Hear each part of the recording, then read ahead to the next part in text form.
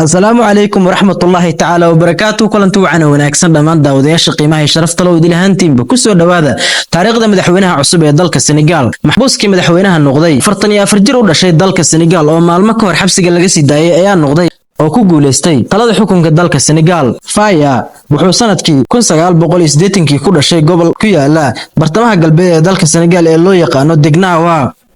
44 jirkan ayaa boqolkiiba 51 helay codadkii ay dhiibteen shacabka Senegal.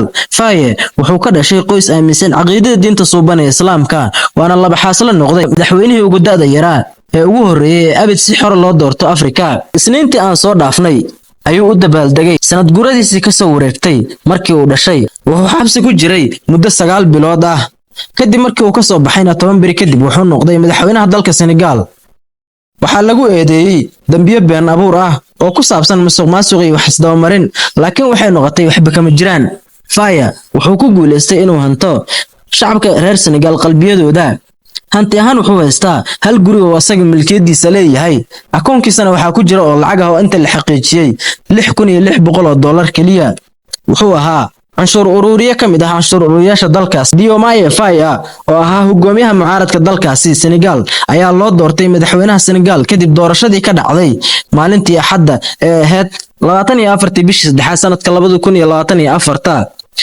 waxay laba toddobaad ka hor markii uu xabsiga ka soo baxay si loogu ogolaado inuu doorashada ka qayb galo. ra'iisul wasaarihii hore ee dalkaasi ahaana musharaxa ugu cadcada xilka oo ay taageerayeen madaxweynaha dalkaasi iyo taageerayaashiisu ayaa qiray in laga guuleystay, sidaasna wuxuu ka aqbalay natiijada horudhaca ah. waxaana uu hambaliyeeyay madaxweynaha cusub ee dalkaasi. guusha madaxweyne Faye ayaa waxay dhiirigelisay ama ay ka turjumaysaa niyadjabka haysta iyo dhalinyarada iyo shaqo la'aanta iyo warwarka baahsan ee ka jira dalkaasi. aragtidiisa waxaa ka mid ah in si siman loo qaybsado hantida iyo la dagaalanka musuqmaasuqa, dib u gorgortanka qandaraaska shidaalka, kalluumaysiga iyadoo la eegayo danaha qaranka.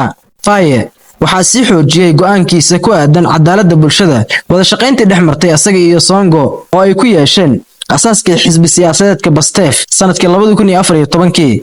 khudbadii ugu horeysay ee uu jeediyay madaxweynaha cusub ee loo doortay wadankaasi ayaa ku booriyay in xasiloonida loo soo celiyo wadanka Senegal, isagoo ballan qaaday inuu daweyn doono dhaawacyada qaranka. sheekadiisa xabsiga ilaa madaxweynenimo kaliya ma ahan guul shakhsiyadeed, waxay marqaati u tahay dareenka joogtada ah ee dalka Senegal iyo inaan laga quusan dalka si kasta oo ay xaaladdu u cakiran tahay ama ay faraha uga baxdo.